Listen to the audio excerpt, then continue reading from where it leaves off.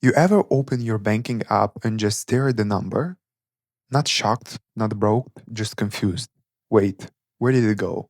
You didn't buy a Rolex. You didn't book a luxury trip. You didn't go crazy. Just groceries, gas, coffee, normal life. And somehow your account looks like it went through a recession. Here's the truth: your money isn't disappearing, it's being drained quietly, systematically, every single day. Inflation didn't just raise prices, it redesigned how you lose money. Today, I'm exposing 15 everyday expenses that feel normal but are slightly keeping you broke. And once you see them, you won't unsee them. This is Money Mike. Let's talk about where your wealth is really going. This isn't about being cheap, it's about being strategic. There is a big difference. Cheap avoids spending, strategic controls spending. Cheap reacts emotionally, strategic acts intentionally. Wealth isn't built from one big investment, one lucky trade, or one viral business idea. That's what social media sells you. Real wealth is built quietly by eliminating the small recurring leaks that drain your cash month after month. The problem isn't that you are making terrible decisions. The problem is that normal spending has been redesigned to feel harmless while costing you thousands per year.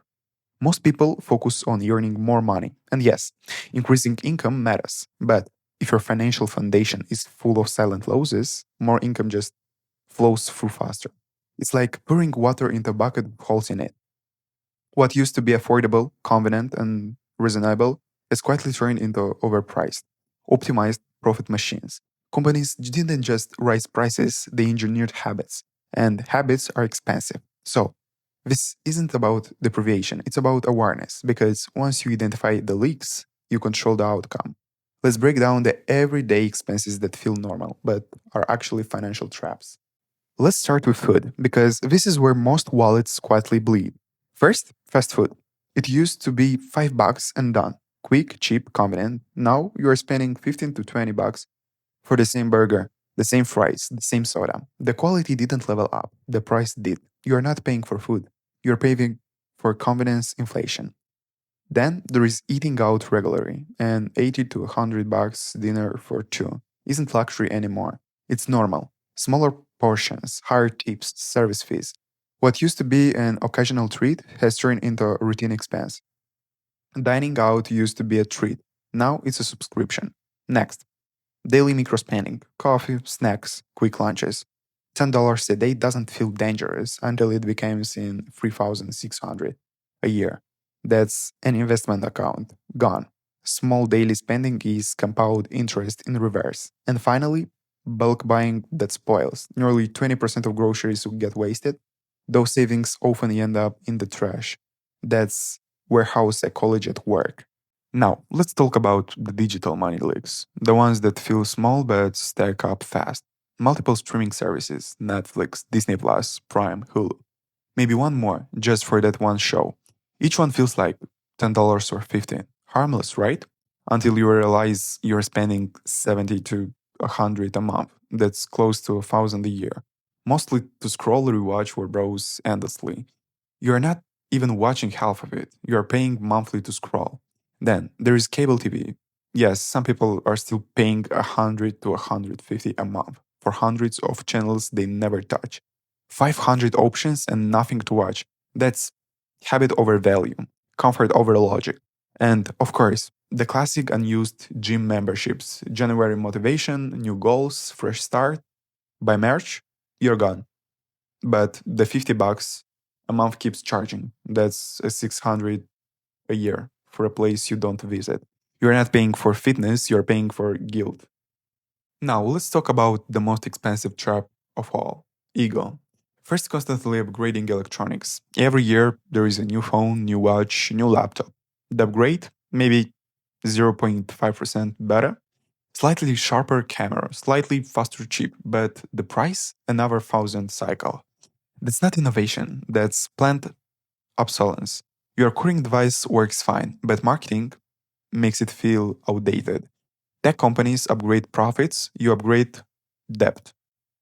Then there is designer clothing, a 200 logo t shirt versus a $20 plain one. Some cotton, same factory, In many cases, the only difference is the logo. You are not paying for quality, you're paying for signaling. And here is the irony. Real wealth doesn't need to scream. Wealth whispers, insecurity wears logos. And finally, brand new cars. The moment you drive off the lot, you lose around 20%. Depreciation starts immediately, and interest, payments, insurance, and you financed your ego. That new car smell, that's burning money. Now, let's talk about the quiet money traps, the ones that don't feel dramatic but quietly drain thousands over time. First, extended warranties. They're pushed at checkout with one weapon, fear. What if it breaks? Sounds responsible. But these are high margin products with low claim success rates.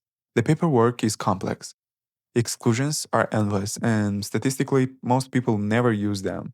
It's protection that mostly protects the retailer. Next, overpriced car insurance. When was the last time you compared rates? Many people overpay 300 to 1,000 a year simply because they never check. That's the laziness tax. Insurance companies rely on inertia. 30 minutes of shopping around could lower a bill that's been quietly inflating for years. Then there's Airbnb.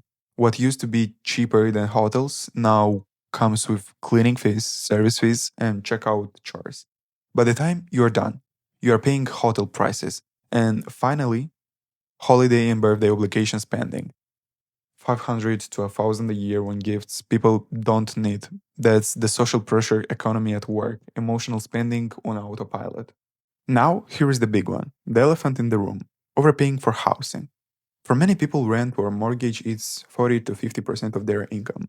And once that much cash is locked into one expense, everything else becomes tight.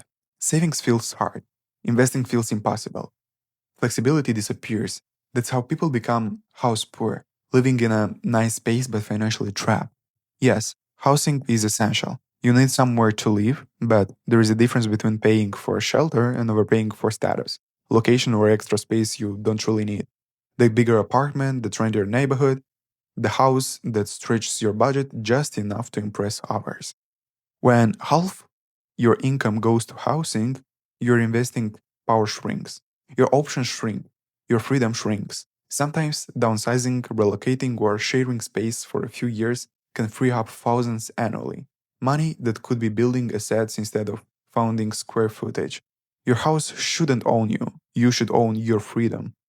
Here is the hard truth, prices aren't going down. Inflation might slow, markets might adjust, but the system isn't designed to suddenly make life cheaper for you. Waiting for things to go back to normal is not a strategy. But here is the good news, you don't have to play the game blindly. You don't need to become extreme. You don't need to cut all joy. You just need to become intentional. Cook more, upgrade less, question everything. Before you spend, ask, is this adding value or just feeding a habit? Because every dollar you don't waste is a dollar you can redirect into assets, into investments, into skills, into freedom. The goal isn't deprivation, it's control. Most people focus only on earnings more. Smart people focus on keeping multiplying what they already earn. Wealth isn't built by accident, it's built by awareness repeated consistently over time. And once you start seeing your money clearly, you stop leaking it and you start directing it with purpose. Most people believe the solution is earning more, a higher salary, a better side hustle, another stream of income. And yes, income matters, as I said. But the fastest way to build wealth isn't always making more. It's stopping the silent leaks that are draining what you already earn. When you plug those leaks, everything changes. Your savings grow faster, your investments compound stronger, your confidence increases. So, tell me in comments, what's your biggest money trap? This is Money Mike. We don't let money disappear, we make it multiply. Subscribe if you are serious about building real wealth. I'll see you in the next one.